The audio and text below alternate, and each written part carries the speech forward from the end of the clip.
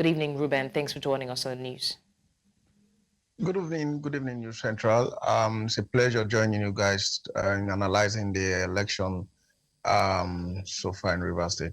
It's a pleasure having you join us as well. Now, Reuben, with APP winning 22 out of 23 chairmanship positions, how does this indicate a shift in voter alignment or possible concerns over electoral competition and fairness?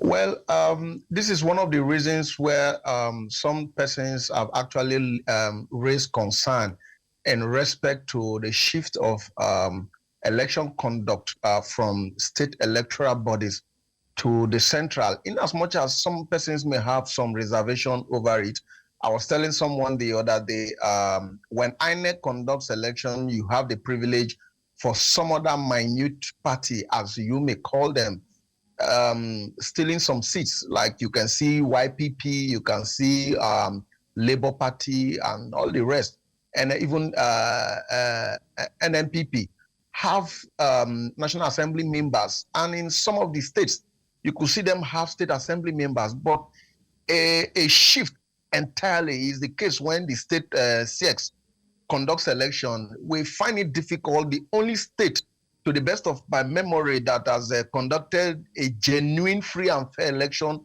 was in Kaduna under the governorship of El Rufai, where electronic voting system were deployed. You saw how PDP won in most of the strongholds and other parties. But when you go quickly to what is conducted, check Imo State, check Enugu State, and that of Rivers State now, it tells you that it's a one-party thing.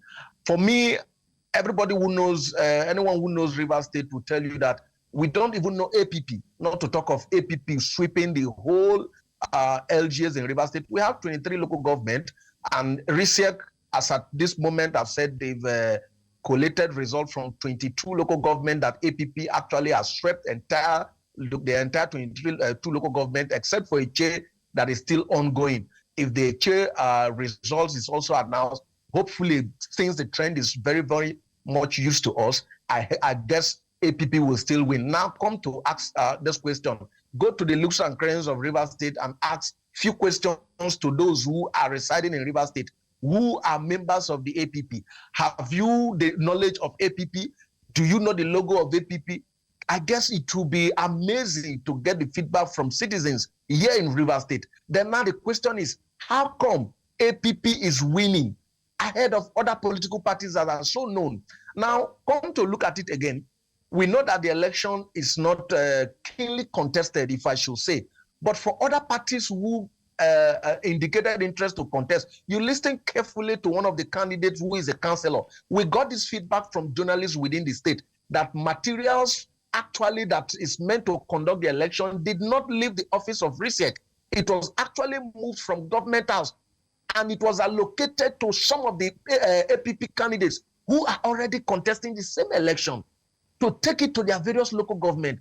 How, if I am to be a candidate from another party contesting this election, how am I assured that the process will be free and fair when a co-contestant is given the privilege to go with materials to the local government?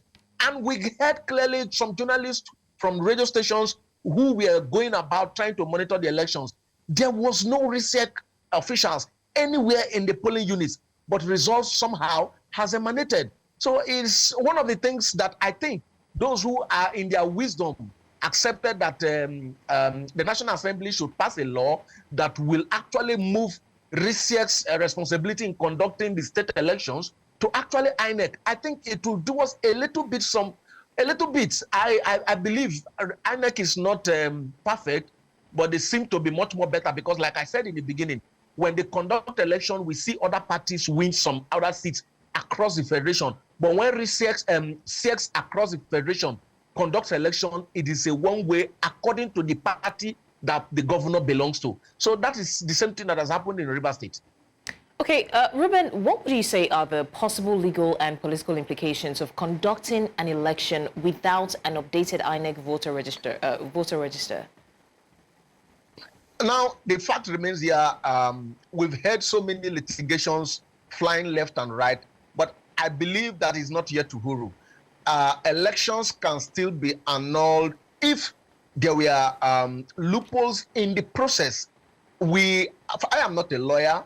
We've listened keenly to lawyers from both sides and those who are neither from the both sides, who are neutral.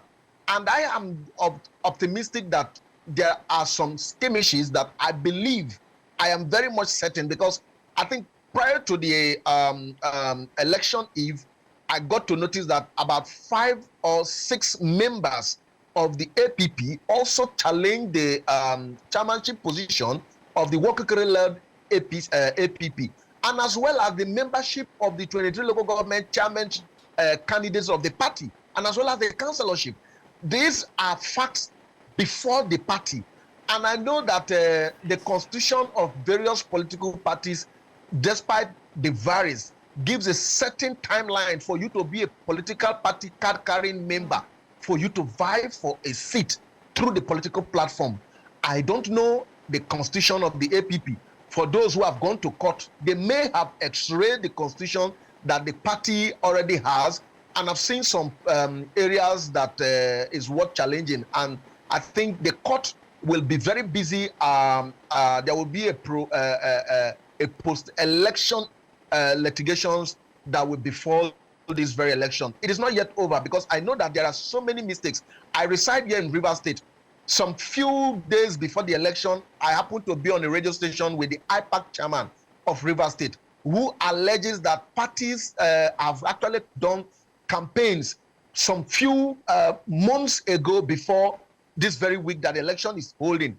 And I asked a simple question: how can a political party do campaign before RSIEC actually screen some of the candidates who are to be failed in the same election? Is it possible?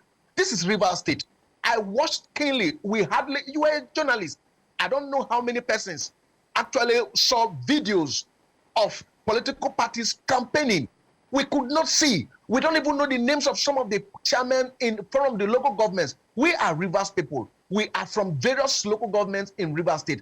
I stand to be corrected. Let someone tell me, even a day to the close of campaign, ordinarily, we saw some persons who are still campaigning because they had no opportunity to campaign. They campaigned day and night because they didn't go according to the calendar. So I don't know. And I am not a political party member contesting in the local government election, but I'm very optimistic. Labour Party, NNPP,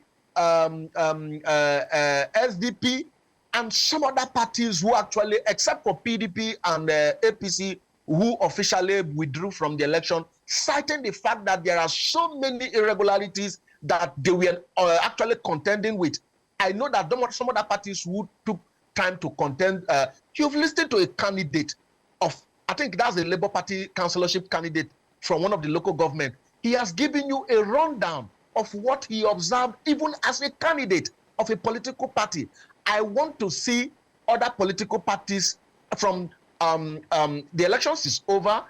From what RSIEC has given to the public, it is remaining just a chain to be announced, and the 23 local government is done and dusted for what they have done for today. But I think a lot of candidates, a lot of parties will actually head to the court to seek redress. That's what I think will happen, because there are so many gray areas befalling this election. All right, public affairs analyst Reuben Izu Junior, thank you so much for joining us on the news and sharing your thoughts, and definitely we'll see how the elections pan out. But thank you once again.